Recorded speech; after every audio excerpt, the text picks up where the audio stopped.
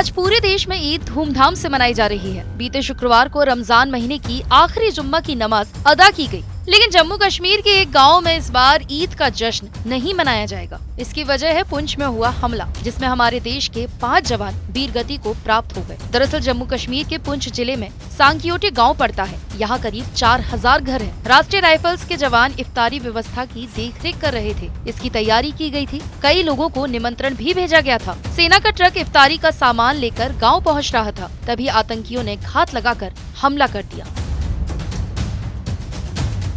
गांव वालों का कहना है कि हमारे 5 जवान शहीद हो गए। उनके परिवार पर क्या बीत रही होगी। उन्होंने आगे कहा, ईद तो हर साल आती है, मगर वो हमारे 5 जवान अब कभी वापस नहीं आएंगे।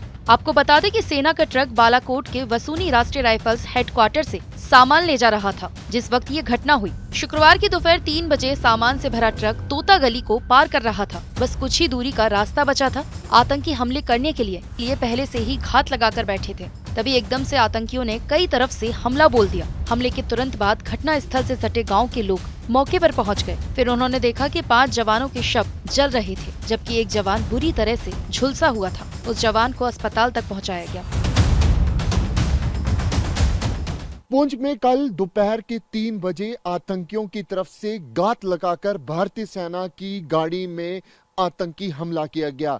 ग्रेनेड लॉब किया गया। उसके बाद भारतीय सेना की गाड़ी में फायर तक किए गए। सूत्रों से मिली जानकारी के मुताबिक तकरीबन 32 राउंड जो फायर हैं वो किए गए। इस आतंकी हमले में भारतीय सेना के 5 जवान शहीद हो जाते हैं।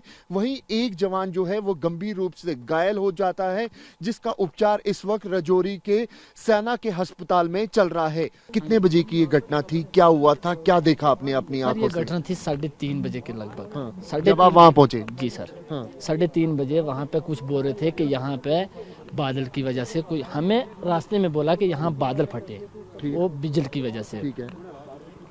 जब यहाँ पहुंचे तो 5 बंदों की डेड हुई।